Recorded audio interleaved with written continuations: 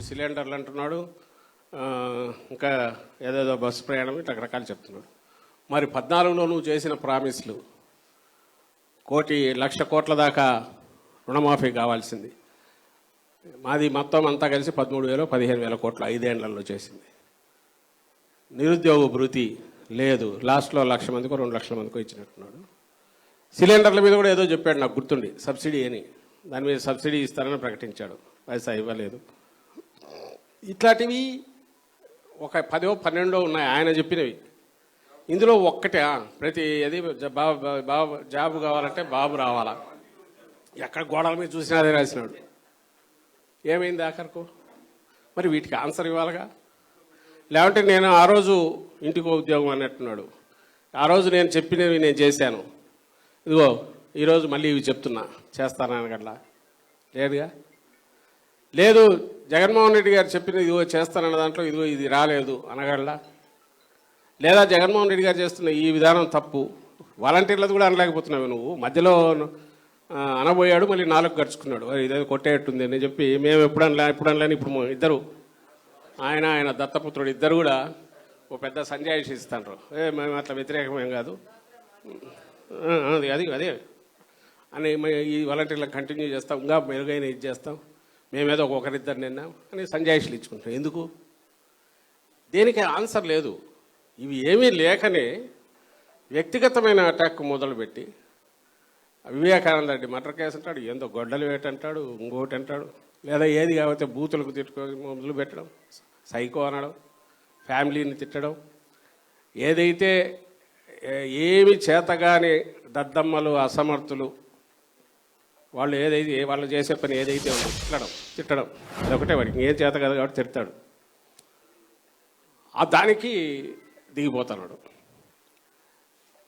అసలు లేకపోతే నాకు తెలియగలుగుతాను వ్యక్తిగతమైనవి కేసులకు సంబంధించిన న్యాయస్థానంలో నీకెందుక, నువ్వు ప్రజలకు నువ్వేం చేసావో చెప్పు, జగన్మోహన్ రెడ్డి ఏం చేయలేదో చెప్పు, నువ్వేం చేసావో చెప్పు, ఇప్పుడు ఏం చేయబోతున్నావో చెప్పు. అసలు ఎక్కడన్నా అసలు ప్రజలకు సంబంధం లేని వ్యవహారాలు, ప్రజలకు ఏ రకంగానూ ఇంట్రెస్ట్ లేని, ఎందుకంటే దాని గురించి వ్యవస్థలు ఉన్నాయి, ప్రజలు మాట్లాడుకోవడంలో న్యూస్లో ఫాలో అయ్యో ఎవరి నిర్ణయాలు వాళ్ళు తీసుకునే ఇష్యూస్ ఉంటాయి పర్సనల్. నిన్ను అరెస్ట్ చేసినప్పుడేమో ప్రపంచం తల్లకిందులైనట్టు ఆ రోజు ఏడుస్తుంది, ఆ రోజేమో ప్రపంచం తల్లకిందులు అయిపోయింది, అసలు నా ఆరోగ్యం ఇప్పుడే ఇంకొక క్షణంలోనూ పోతాడా, ఈ మనిషి ఉంటాడో పోతాడో, అవసాన దశలో ఇంకా ఆఖరికి వెంటిలేటర్ మీద ఉన్నాడు, అర్జెంటుగా చేసి ఆ గ్రీన్ కారిడార్లలో దేంట్లో అంబులెన్స్ పెట్టి ఎత్తకపోయి చేయకపోతే ప్రాణం పోతుంది, అల్లల్లల్లల్లా వచ్చి మొత్తం వచ్చింది ప్రపంచం దేశం.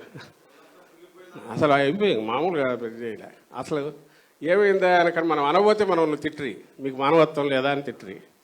ఏమే ఆ రోజు జైల్లోంచి బయటకు వచ్చిన అర్ధరాత్రి తెల్లవారుజామున 3 వరకు ఊరేగా, మళ్ళీ ఆ తర్వాత వర్ష పెట్టి ఎక్కడ నాగుతున్నాడు. అసలు ఈరోజు ఎవరికైనా గుర్తుందా ఆయన రోగాలని, ప్రపంచంలో ఏడాది లేని రోగాలని చెప్పాడు కదా పైనుంచి కింది వరకు. ఏమయ్యాయండి? అసలు మనమే యాక్చువల్ మనం అడగాల, మరి నీకు ఇన్ని రోగాలు వచ్చినా నువ్వేం దట్ట తిరుగుతున్నామనో ఈ వ్యక్తిగతమైన విషయాలు మనం రైజ్ చేయాలా. మనం ఎక్కడ చేయట్లే, మన నాయకుడు చేయట్లే, మనం అడగట్లే. ఎందుకంటే మనం చేసినవి ఉన్నాయి, అవి చెప్పుకోవాలి. మనం చేసినవి చెప్పకుండా, చెప్పుకునే అవకాశం లేకుండా అడ్డం కొట్టడానికి నానా రకాల ఇది క్రియేట్ చేసి, ఓ రోజు షర్మిలమ్మతో మాట్లాడిస్తాడు, ఓ రోజు సునీతమ్మతో మాట్లాడిస్తాడు, ఇంకోటితో పవన్ కళ్యాణ్తో మాట్లాడిస్తాడు, ఇంకో రోజు పురంధేశ్వరితో మాట్లాడిస్తాడు, ఇంకో రోజు సీఎం రమేష్, ఇంకో రోజు సుజనా చౌదరి, వాడిపోయి ఈ పక్క నుంచి ఆ పక్క వరకు సిపిఐ రామకృష్ణ ఒక రోజు, సిపిఐ నారాయణ ఇంకో రోజు, ఈ వైపు నుంచి ఆ వైపుకు బీజేపీలో ఉన్న స్లీపర్ సెల్స్ అండ్ ఊరు పేరు లేని సొంతంగా ఇండివిజువల్ వీళ్ళతో పెట్టించిన పార్టీలోళ్ళు వేయడానికి ఈనాడు, ఆంధ్రజ్యోతి వాటిలో పెద్ద పెద్ద స్టేట్మెంట్లు. ఈ మధ్య మేధావులని కూడా కొంతమందిని కూడగట్టి వాళ్ళతో అసలు ఏం చేయబోతున్నాడంటే అసలు విషయం తప్ప మిగిలినవన్నీ డిస్కషన్ నడుస్తుంటుంది.